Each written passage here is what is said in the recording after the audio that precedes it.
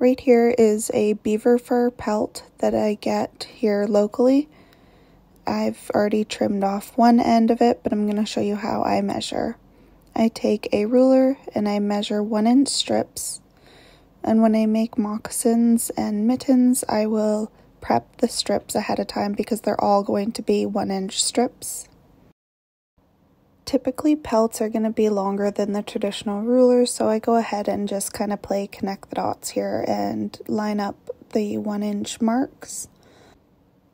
And then I'm going to go ahead here and number on the side of the pelt here, and then I'm going to keep the strips together. Strips 1 and 6 aren't necessarily going to match even if they're from the same pelt.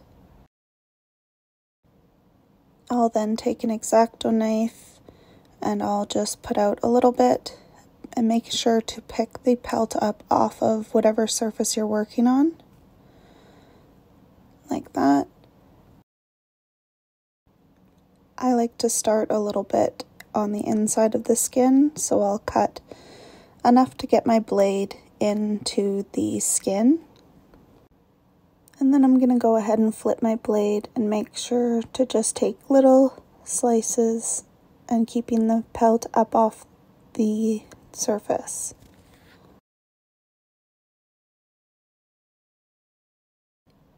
Then we turn our blade again and then just continue following that pen mark down the pelt, making sure that the fur is up off of the surface while you're cutting.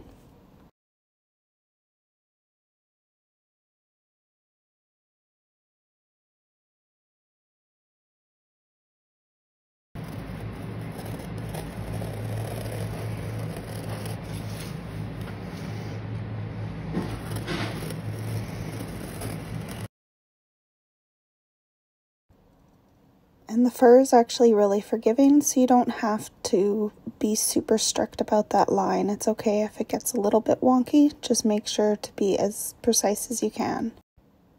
When I get to the end, I just repeat the same process I did at the beginning.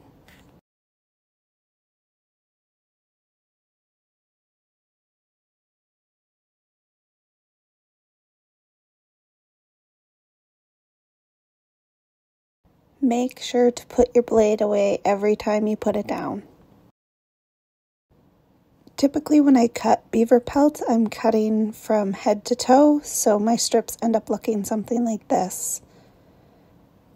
They end up having this nice little edge that you can use to attach onto mittens or moccasins. So let's go ahead and put some trim on these moccasins. I will typically use a size 9 Glover needle, and I've got beading thread.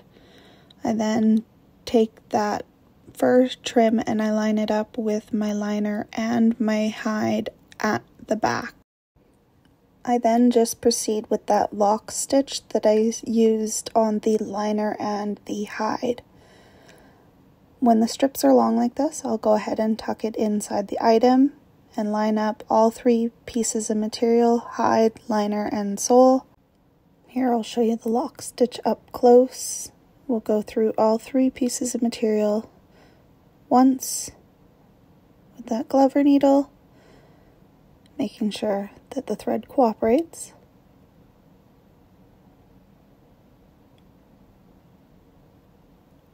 And then we're going to go through the same spot, and before I pull that needle through, I wrap it around twice, pulling it tight.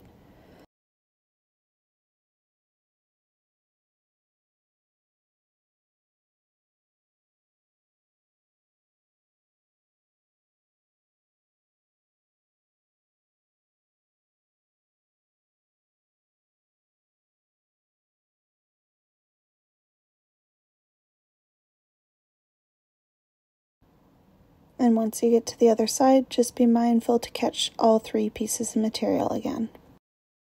Once you get closer to the end, you can go ahead and measure out how much more fur you need and go ahead and make a little mark there. Then you're going to take your blade and we're going to cut off any of that extra fur. And make sure to save it because you can use that for a lot of different things. You'd be surprised.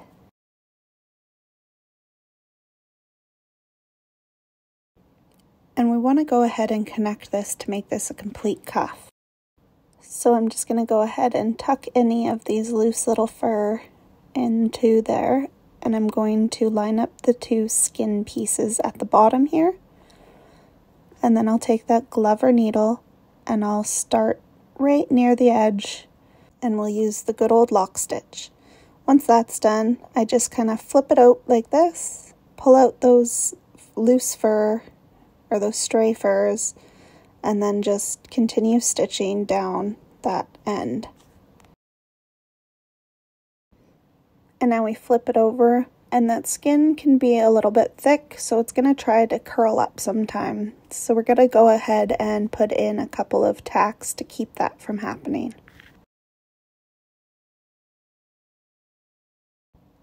I like to do that by pulling that fur cuff down, and then I'll pull the fur up, revealing just the skin edge. And I'll come in from the inside and just put in a little stitch. And there you have it, a complete moccasin. Gunalchéesh, thank you for watching.